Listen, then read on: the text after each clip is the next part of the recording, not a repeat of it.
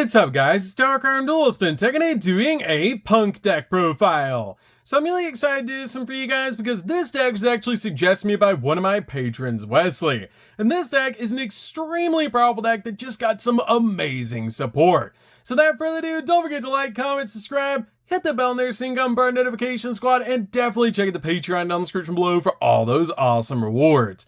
And definitely give Wesley some love down in the comments down below for suggesting such an awesome deck. So let's get straight on into this one, guys. So first off, we're playing 3 copies of Rising Scales. Rising Scales is definitely a 3-of in the build, and this card is an absolutely broken ability, as you can banish one other P.U.N.K monster from your hand to the graveyard to special summon this card from your hand. And if this card is special summoned, you can pay 600 life points to add to your hand or special summon another P.U.N.K monster from the deck or the graveyard except a level 8 monster, which is such a powerful effect to instantly bring out an additional P.U.N.K monster to your side of the field, so we can go full combo, like a copy of Shirakusai, so we can actually make a copy of Rising Carp, which is amazing to be able to do. We then play 3 copies of Z-Almond. Z-Almond is definitely a 3-of in the build because this card is basically the Stratos of the deck that lets us pay 600 life points at a P.U.N.K monster from our deck to our hand, except another copy of this card. One of the main plays of this deck is to normal summon this card out to your side of the field, and then activate its ability to search out Rising Scales, then link it away to make Alamirage, then banish it from the graveyard to summon out Rising Scales, going full combo, which is so cool. This card is actually a 1-card combo in the deck now, and it's so amazing. We then play 3 copies of Foxy Tune. Foxy Tune is basically E-Telly for the deck, letting you special summon out your copy of Z-Almond directly to your side of the field, with the ability that you can actually send this card and another card from your hand to the graveyard to be able to special summon out a P.U.N.K monster directly from your deck, except a level 8 monster, which is an amazing ability to instantly bring out our copy of Z-Almond to our side of the field, so we can go full combo. We then play 3 copies of Ogre Dance. Ogre Dance is basically a Rhoda for the build. This card is a great effect that you can send this card from your hand or field to the graveyard to add a P.U.N.K monster from your deck to your hand, except a level 8 monster, which is a great ability to instantly grab the exact card that you need, like a copy of Z-Almond. We then play 2 copies of Deer Note. Deer Note is really good in the build, and I absolutely love playing 2 copies of this card in the deck. This card is a great ability that you can reveal one other P.U.N.K monster in your hand, and then special summon either the reveal monster or this card and send the other to the graveyard.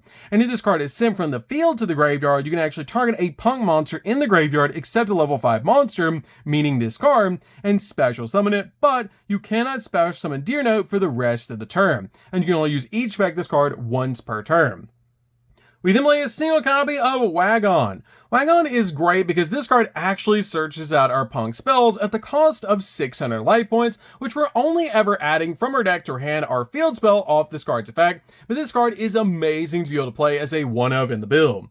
We then play a single copy of Shirakusai. Shirakusai is definitely a 1-of in this deck and a super powerful card to be able to play, as this card is built you can pay 600 life points to be able to fusion summon a P.U.N.K fusion monster from the extract using monsters from your hand or field as fusion material, but during your opponent's turn, quick effect, you can pick 600 life points to immediately after effect resolves, synchro summon a P.U.N.K synchro monster using monsters you control as a material, instantly going for your copy of Amazing Dragon during the opponent's turn, so you can use it to bounce multiple cards off the field.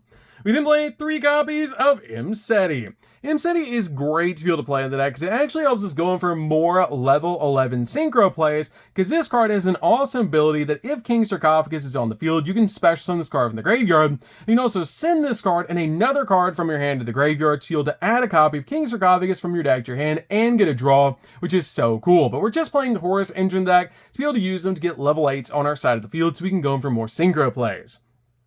We then play a single copy of Happy. Happy is really good as an additional Horus name in this deck to be able to use, just to get us 2 level 8s on our side of the field, so we can go in for the new Jam Fever. We then play 3 copies of Ash Blossom. Ash Blossom is definitely a 3-of in the build to basically just stop the opponent from touching the deck. We then play 3 copies of Fluros. Fluros is really good in this build to basically just use this card to dig in the deck for the exact card that we need. We then play 3 copies of Nibiru. Nibiru is crazy powerful in this deck to basically just break your opponent's board. We then play a single copy of Ghost Ogre. Ghost Ogre is a really good 1-of in the deck because we can actually easily get to this card in this build, which is why I just play a single copy. So, that's it for the monsters, guys. Let's get into the spells.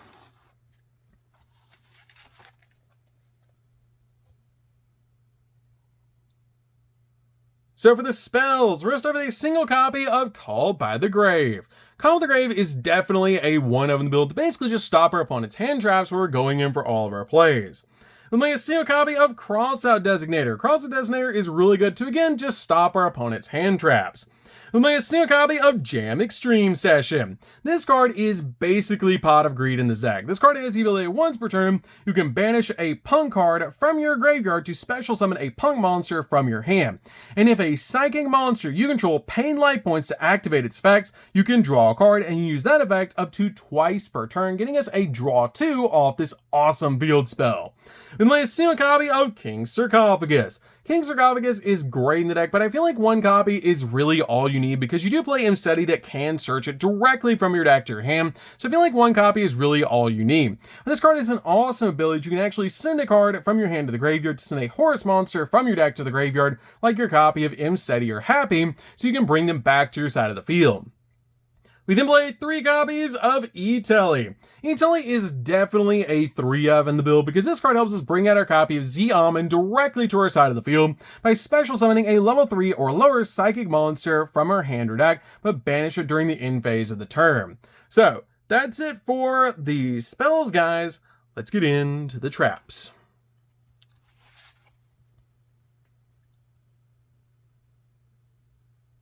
So for the traps, we're just going to be playing 3, and that's going to be 3 copies of Infinite Impermanence. Infinite Impermanence is definitely a 3-0 in the build just to stop your opponent's monster effects and also lock down entire columns of spells and traps. This card is an amazing hand trap to be able to use against your opponent, especially with all the other hand traps we're playing in this build. With how much we can actually draw in this deck, it's insane to be able to play this amount of hand traps in this build, as we're going to be stocked up with hand traps in our hand from Jam Extreme Session letting us draw cards, and even Jam Fever letting us draw cards. It's insane. So, that's going to do for the main deck, guys. Let's get in to the extra deck.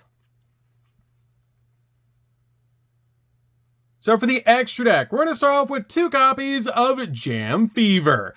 Jam Fever is definitely a 2-of in the build, and this card is actually crazy. This card is going to be once per turn. You can also XZ summon this card by using a Punk Fusion or a Synchro monster that you control. You can also pay 600 life points to be able to detach a material from this card, and if you do, you get to draw a card, which is a really powerful effect. Plus, this card is actually a negate, which is so powerful about this card. If you have a level 3 Punk monster in the graveyard, making this card definitely a 2-0 in the build because we are playing the Horus engine in the deck, so it's very easy to make 2 copies of this card. But this card is amazing in this build and just so powerful to play in this deck, and I absolutely love the artwork of this card. I'm going to see a copy of Dingirsu. Dingirsu is great to help us make our copy of Zeus, because this card is able, if it does touch the field, you actually get to send a card that your opponent controls to the graveyard, just in case your opponent has a card that can't be targeted. I'm going to see a copy of number 38. Number 38 is great to be able to play, because this card is actually a spell in the game, where your copy of Jam Fever is actually a monster negate, just covering all your bases. I'm going to see a copy of Zeus. Zeus is great to be able to play in the build, just in case you need to board wipe the field, plus you can easily make it with your copy of Dingirsu. I'm going to see a copy of Typhon. Typhon's really good in this deck as a 1-up. Basically, use this card as a skill drain for 3,000 higher attack with monsters and a bounce. We then play 2 copies of Amazing Dragon. Amazing Dragon is one of my favorite cards in the entire game, just for its artwork alone. This card is crazy powerful. If this card is Synchro Summon, you can target cards your opponent controls up to the number of level 3 psychic monsters with different names you control and in your graveyard, and return them back to the hand. And you can actually summon this card during the opponent's turn using Shirakusai's effects if you end on Shirakusai. This card also has the ability you can target a Punk monster in your graveyard and special summon it, but you can only use 1 effect of this card per turn and only once that turn. We play a single copy of Psychic and Punisher. Psychic and Punisher is definitely a one-in build because this card gets absolutely massive and just closes out games, especially with the amount of life points we actually have to pay in this deck. This card is actually crazy because it just ends games because it gets massive. We play a single copy of Juruk, the Cursed Thunder God. This card is so cool and basically punk support.